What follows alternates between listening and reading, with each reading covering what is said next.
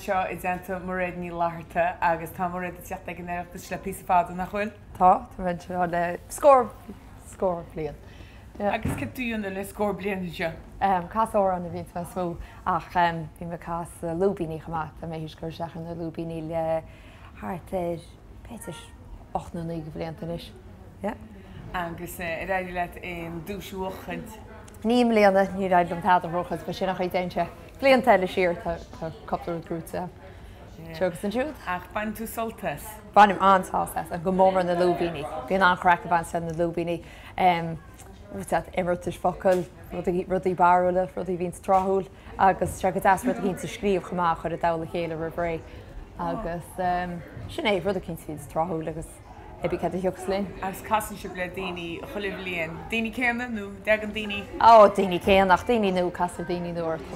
Daoine ó chuile ghailteach. Tuair go hálainn. Agus beitú teocht stoí amach an teoríis? Ó, tuacha. Ní cháilín an teireachtas ar óir a crunne. Coinneáil leat? Gur maithe.